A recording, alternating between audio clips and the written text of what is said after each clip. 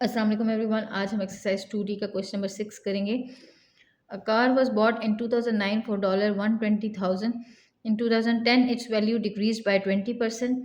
In 2011 its value decrease by 10% of its value in 2010 and find the value of the car at the end of 2011। Question number 6 है।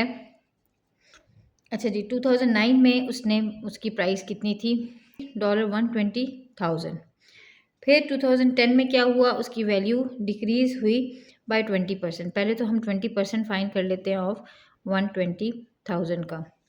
20/100 into 120,000, ये zero से zero से cancel हो गए और ये आ गई हमारे पास 24,000। ठीक है, तो अगर डिक्रीज़ हुई थी वो 10 में डिक्रीज़ हुई थी तो हो गई होगी वो 120,000 माइनस 24,000, तो प्राइस न्यू आ गई होगी हमारे पास 96,000। फिर 2011 में वो और 10% गिर गई, तो 10% फिर से गिर गई 10% ऑफ। अब हम 96,000 फाइंड करेंगे क्योंकि उसकी 11 में इतनी प्राइस 10 में इतनी प्राइस, 2010 में उसकी 96,000 प्राइस थी, तो हम 11 में उससे कम करेंगे। तो अगर 10% और गिर गई तो वो 10% यानी 10/100 इंटू 96,000 हो गई। तो ये हमारे पास हो गई 9600। ठीक है जी, तो 9600 होगी और ये डिक्रीज़ हुई जब हमारे पास 96,000 में से, तो 96,000 माइनस 9600 हो गया, तो डिक्रीज़ हो गई, डिक्रीज़ हो के ये हो गई 86,400। तो क्या हुआ कि 2011 में उसकी वैल्यू कितनी हो गई? $86,400। ठीक है जी, this is your answer. Question number 7 देखते हैं। 45% of the students who take part in a creative writing competition are boys. If 135 boys take part in the competition, find the total number of the students who take part in the competition. अच्छा, अभी ये वही वाली बात है कि 45% हमें किसी चीज़ का बताया हुआ है तो वो हम नंबर को x ही ले लेते हैं, और फिर बताया हुआ है कि 45% ऑफ x जो है ना वो बॉयज़ हैं और बॉयज़ की नंबर कितना है 135।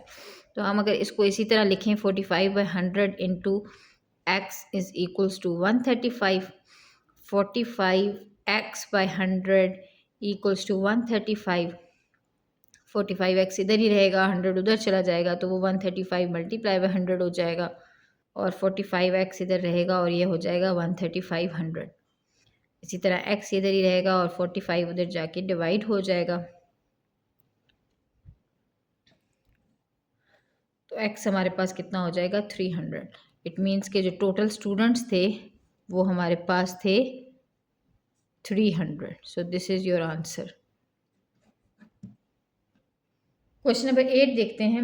अ house cost 36% more today than when it was built. If the cost of the house today is $333,200, find its cost when it was built. अच्छा जी, क्वेश्चन नंबर 8 में हमें जो हाउस की वैल्यू दी गई है वो इंक्रीज़ करके दी गई है बाय 36%।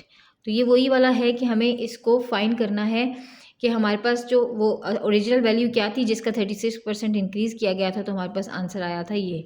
तो हमने क्या करना है कि हमने पहले तो सपोज कर लेना है लेट द नंबर, यानी कि लेट द ओरिजिनल वैल्यू, जो पहले ओरिजिनल कॉस्ट थी उसकी और जब वो बिल्ट हुआ था, तो वो हमारे पास x हो गई। तो उसका हमने 36% निकाला, यानी 36/100 x से किया और फिर उसको प्लस कर दिया उस x में, तो हमारे पास आंसर आ गया $333,200।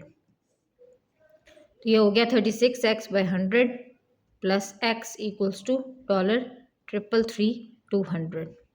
हमारे पास इस तरह होता है 36x प्लस 100, हम दोनों का एलसीएम लेके जब यूँ करते हैं तो ये आ जाता है $333,200। अब हमारे पास x 36x इधर ही रहा, 100x बल्कि ये बन गया 136x, और दूसरी साइड पे हमारे पास $333,200 के साथ मल्टीप्लाई हो गया 100। x हमारे पास 136x हमारे पास इस तरफ रहा और ये हो गया $333,200। ठीक है जी, और फिर हमारे पास x हमने यहीं रखा और x हमारे पास इधर ही रहा, $333,200 इधर है और ये आके 136 नीचे आके डिवाइड हो गया। तो x की वैल्यू हमारे पास क्या हो गई एक्स की वैल्यू होगी हमारे पास $24,500। तो दिस वाज द कॉस्ट जब वो बिल्ट हुआ था, और उसके बाद फिर 36% इंक्रीज के बाद वो ये पहुंच गई थी। ठीक है जी, तो this is your answer. Question number 9 देखते हैं। If 10% is deducted from a bill, $58.50 remains to be paid, how much is the original bill. अब हमारे पास कितने परसेंट डिडक्शन कितनी हुई है। अच्छा जी, डिडक्शन है हमारे पास 10% की, और बिल हमारे पास आफ्टर डिडक्शन बन जाता है 58.50। तो हमने ये बताना है कि ओरिजिनल बिल कितना था। तो 10% की डिडक्शन हुई है यानी माइनस हुआ है, तो हम इसको किस तरह फाइंड करेंगे कि हमारे पास 10% ऑफ एक्स था, ऑफ 100, 10% ऑफ 100, और एक्स में से फिर वो माइनस हुआ, तो हमारे पास आ गया 58.50। तो ये इसी को हम एलसीएम लेंगे, 100x हो जाएगा माइनस 10x हो जाएगा, नीचे आ जाएगा 100। ठीक है ना। हम क्या करते हैं, ओरिजिनल पोजीशन जो पहले उसकी थी उसका 10% निकाल के जो भी आता है उसको माइनस कर देते हैं, तो हमारे पास डिक्रीज हो जाता है। तो ये हमने वही किया है, एक्स लेके, नंबर को एक्स लेके, ओरिजिनल नंबर को हमने सपोज करके कि वो एक्स है। तो हमने ये इस तरह सॉल्व किया, ये 100 हमारे पास 100 माइनस 10 हमारे पास 90x आ गया, ये 100 उधर जाके 58.50 से मल्टीप्लाई हो गया, तो हमारे पास ये हो गया 90x इक्वल्स टू 5850। तो x हमारा जो है वो 58, x इधर ही रहेगा, 90 इधर नीचे आ जाएगा, डिवाइड हो जाएगा, तो x is equal to 58/50, 5850 by 90 हमारे पास आंसर आ जाएगा $65। सो x वॉज $65 बिफोर, फिर 10% डिडक्शन के बाद 58.50 हो गया। सो दिस इज़ योर आंसर।